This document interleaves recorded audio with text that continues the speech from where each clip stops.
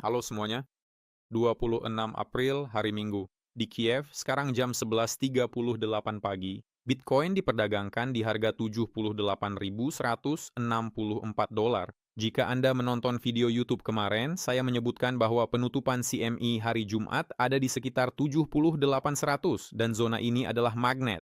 Jadi kemarin itu magnet dari atas, sekarang magnet dari bawah, tapi kita kira-kira berada di area itu. Oleh karena itu, kita bisa katakan Bitcoin sedang diperdagangkan di zona seimbang, kan? Sekarang mari kita perhatikan beberapa poin yang sangat penting. Kita akan membahasnya lagi nanti. Poin pertama, lilin 12 jam. Lihat berapa banyak target penurunan yang terlewatkan. Ini menunjukkan bahwa Bitcoin kemungkinan besar akan menuju ke area ini, yaitu kisaran dari 76.000 dolar turun ke 67 dalam waktu dekat.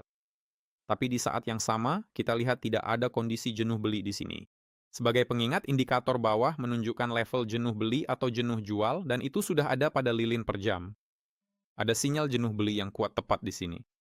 Ini berarti pertumbuhan tidak dikesampingkan, tapi kemungkinan besar pertumbuhan ini, ya, tidak akan terlalu kuat. Terutama kepada grafik 15 menit, seperti yang saya tandai di sini, kita punya target penurunan di sekitar 77.800 dolar. Jadi saya pikir kita akan ditarik kembali ke sekitar sana sekarang, dan kita akan bicara tentang apa yang terjadi setelah itu sebentar lagi. Sekali lagi, pada grafik 4 jam, seperti yang Anda lihat, ada juga target penurunan yang terlewat, yang terdekat adalah sekitar 74.700 dolar. Sekarang mari kita mulai dengan lilin harian. Kita telah mencatat bahwa kita punya target penurunan pada 12 jam dan yang terlewat pada 4 jam. Tidak ada kondisi jenuh beli atau jenuh jual dimanapun kecuali pada lilin per jam. Jadi secara lokal, pergerakan menuju 77.800 tampaknya mungkin terjadi. Dan sekarang mari kita beralih ke lilin bulanan. Mari kita diperbesar ke layar penuh. Apa yang kita lihat di sini? Pertama-tama, kita melihat kondisi jenuh jual yang kuat. Dengan sendirinya, itu bukan jaminan pembalikan, tapi jika kita mendapat penembusan pada indikator ini dan jika saya perbesar, Anda akan melihat itu sudah terjadi. Tapi bulannya belum ditutup. Penting bagaimana dan di mana lilin April ditutup. Jika lilin April ditutup menelan lilin merah besar Februari itu, secara teknis kita akan mendapat pembalikan, setidaknya secara lokal, menargetkan dasar lilin Januari di 87.500 dolar. Jika kita tidak mendapatkan penelanan lilin Februari, kita bisa berasumsi secara logis bahwa kita telah melihat koreksi ke atas maksimum, atau lebih tepatnya, Bitcoin telah melihatnya. Mungkin akan ada lonjakan lagi, mungkin sumbu di bulan Mei, kan? Tapi diikuti oleh penurunan menuju rata-rata pergerakan 50 bulan di sekitar 58.740 dolar. Apa itu 58.740? Ini adalah penutupan tertinggi di bulan Maret 2021, setelah itu koreksi yang sangat dalam menyusul, kan? Lalu ada penembusan palsu dari level ini, dan itu berlanjut lebih jauh ke bawah. Untuk saat ini saya tidak tahu, saya tidak punya preferensi apakah itu akan naik lebih jauh atau turun lebih jauh. Tapi melihat pasar saham, pertumbuhan Bitcoin tampaknya tidak terlalu mungkin. Namun level 87,5 hingga 88.000 dolar terlihat jelas sebagai target pertumbuhan pada candle mingguan. Mari kita beralih ke sana. Pada candle bulanan, kita perlu menunggu candle April ditutup. Mari kita bersihkan apa yang kita lihat di sini. Pindah ke candle mingguan, mari kita perlebar grafiknya. Apa yang kita lihat di sini? Candle terpenting pada kerangka waktu mingguan adalah candle 2 Februari karena mencapai titik terendah tahunan yang baru. Tidak di candle lain yang mencapai titik terendah baru. Oleh karena itu, engulfing candle mingguan 2 Februari ini yang saat ini sedang kita alami meskipun masih ada 15 jam tersisa hingga penutupan mingguan.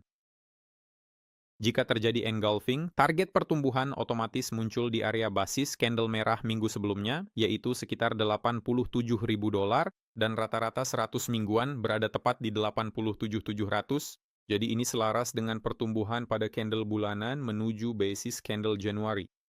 Jadi sebenarnya terlihat cukup bagus dan tidak bertentangan dengan katakanlah penurunan global, kan? Indikator overbought oversold kami menunjukkan momentum positif di sini yang juga mendukung pertumbuhan, dan belum ada satupun alasan untuk menjual. Sebaliknya, alasan untuk membeli mulai bermunculan. Sekarang mari kita kembali ke candle bulanan dan saya akan menunjukkan apa yang mungkin terjadi dengan target ini pada grafik 12 jam dan 4 jam.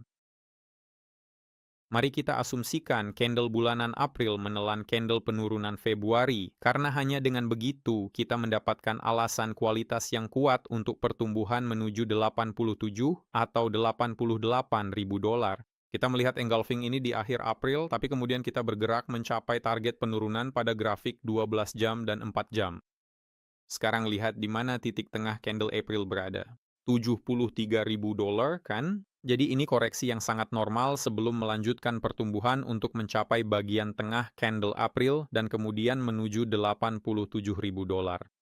Sekarang mari kita lihat apa yang diwakili oleh 73 ribu dolar. 73 ribu dolar adalah zona target kuning terdekat. Ini adalah target penurunan yang kuat.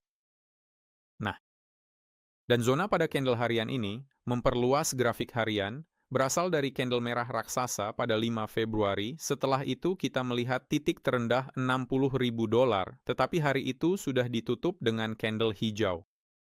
Jadi engulfing dari candle menurun ini kan secara efektif menandakan pembalikan tren pada candle harian. Lihat di sini, ya katakanlah ada upaya breakout, tapi ternyata itu adalah fake out. Harganya turun jauh lebih rendah. Upaya breakout kedua, saya menandainya agak salah karena itu bukan benar-benar sebuah upaya.